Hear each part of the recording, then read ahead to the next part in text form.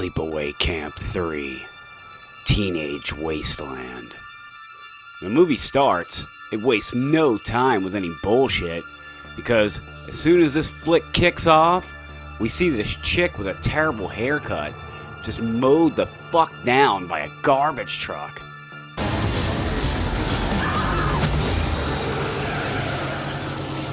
And if that wasn't enough, she crushes her corpse in the back, fucking Child's Play style.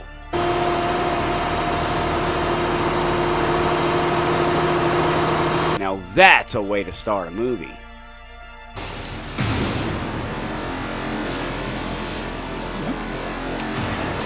Hell yeah, she is. After a rocking 80s metal opening intro, we arrive at Camp New Horizons.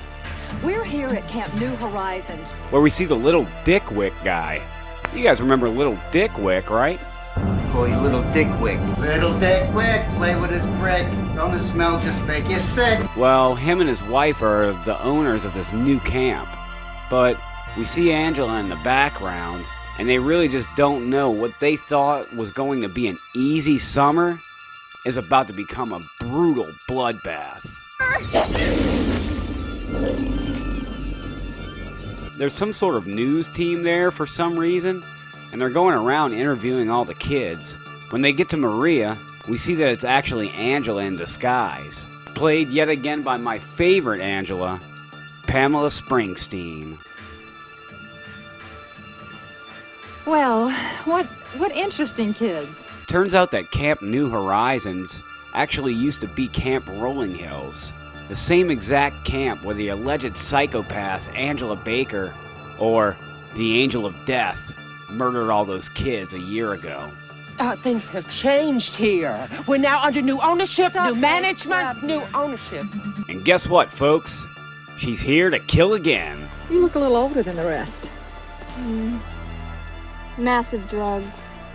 Okay, so I'm not going to bother with the other campers' names and shit because they're literally just here to fill body bags later on. But first, can someone please tell me what's going on with this fucking guy? Snowboy. Or Chicago. Shit. The news lady approaches Angela and literally asks her if she could help her score some cocaine. But what she gets is not anything that should ever be ingested. One of the many dangers of being a drug addict is never really knowing if the stuff is pure. Aw, isn't she thoughtful? She gives the naive news lady the drain cleaner. Have a nice life. God. What's left of it? Not knowing it's drain cleaner, she snorts it all. And yeah, you can guess what comes next. Well, don't do drugs, kids. Then Barney shows up. Barney? Not that Barney. This is Barney Whitmore. And old Barney here is actually the father of Sean from the second film. You guys remember Sean from part 2, right? Upon checking in, Angela has to give old Barney her ID for whatever reason, and he seems sort of suspicious to why she looks slightly older than the others. No offense, but it looks like you've been through a lot in 17 years. I have. And I hope you have a nice time here, Maria. Thank you. This is a horror flick, so our campers split up into 3 groups. You know, easier to kill that way. Barney's team is about to get some grub going when he tells the campers of his son's murder that took place here a year ago. Sean would have been 18. He was murdered here last year. God, I'm sorry. You didn't know. Damn. Now that's some heavy shit right there. Angela and the gang are fishing off of a dock when she hooks a hockey mask. There's a lot of trash in this lake. What day is it anyway? It's Saturday. Yeah, the 14th. Very cool little homage there. After a sick prank,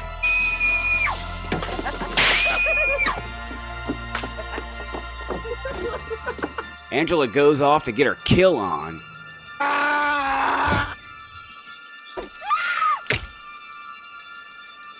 Nice. A 2-for-1.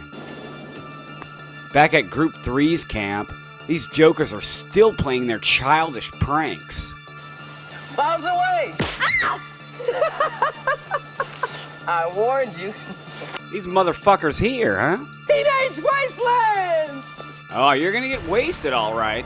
Why did I think this year would be any different? Angela's murderous tendencies kick in, and she figures she hasn't murdered anyone in about 30 minutes or so, so she decides to prank the pranksters.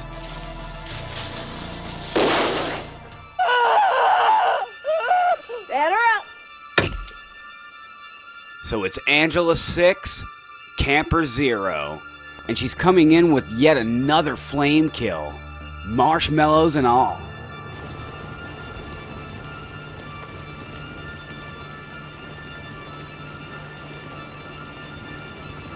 It's the next morning at camp, and after a night of killing, the well-rested, murderous Angela figures she should get to know some of her fellow campers. So she takes this chick off to ask her a question. You bitch, that hurt! Don't you ever! When asked, Officer Barn tells the campers of what became of the whole Angela thing. Whatever happened to Angela Baker? Nobody knows. There are no pictures of her since 7 years ago. Plus, when she was 18, her juvenile records were destroyed. So all we have to go on are descriptions. And yeah, I guess you could say that he's still a bit sore about it all. Hey, what would you do if you ever met her? I'd kill her. The campers break off into groups of 2 to do some sort of trust and bond walk. After the super racist white chick gets done having a smoke, it's now her turn to be blindfolded. And after a short quiz... Are you a cheerleader? Yes. You a virgin? No. Do you take drugs? Doesn't everybody? Strike 3. This happens. Fornicator, a drug taker, nasty, snotty bigot, and besides that, you're real nice. I guess you could say she really fell for Angela. Where's Cindy? She's at the main camp. She's got a headache. Angela then takes Lily into the woods to play the blindfold game. Oh, and also murders the shit out of her. She literally buries her up to her head and then runs her head over with a fucking lawnmower.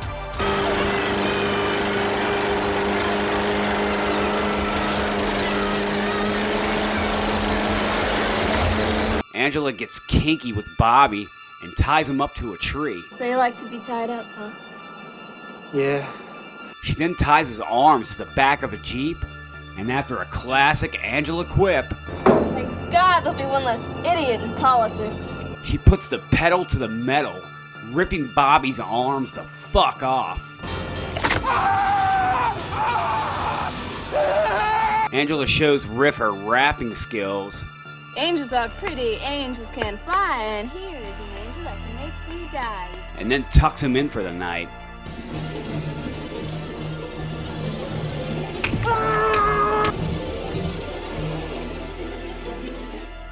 Marcia gets all upset over Lily losing her head.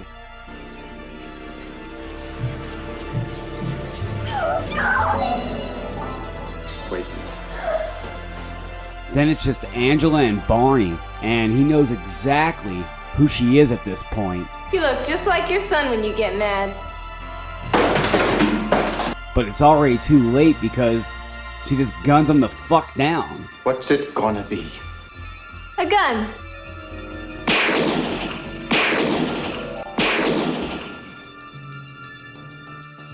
Damn. Well, you know what they say. Like father, like son. She then chases Marcia down, of course. We're gonna have so much fun together, just wait. She ties up the remaining campers for another quote-unquote trust game when Barney decides to drop in.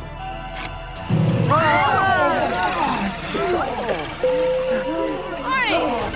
thanks for dropping in. And now, it's time for them to play Angela's game.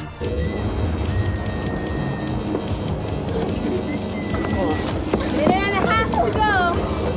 They find Marcia, but two of them also find access to the chest. Congratulations! You made it with 7 seconds left. Angela then attempts to get away, and then from the looks of it, is stabbed to death. Try to be nice to somebody and look what happens. No! Not my sweet angel of death! But she's not dead after all, and figures she's still got some unfinished business to take care of. Jesus Christ! What's going on back there? Just taking care of business. Damn. She survived and got away. What a slasher legend. And that's the end of the film. I feel that this movie is for sure a hidden slasher gem that if you are a slasher addict or just a horror fan in general, this is a must-see. The beautiful Pamela Springsteen once again just nailed the role and knocked it the fuck out of the park. Batter up. She just gave Angela a personality. Almost like a Freddy Krueger or a Chucky sort of thing. Like, she is Angela Baker to me. You like me. You really, really like me. I truly do feel like the character of Angela, especially this version, is up there with the likes of classic horror villains such as Jason and Michael Myers. She is definitely an iconic slasher, and I feel like this movie along with Part 2 are the best in the franchise.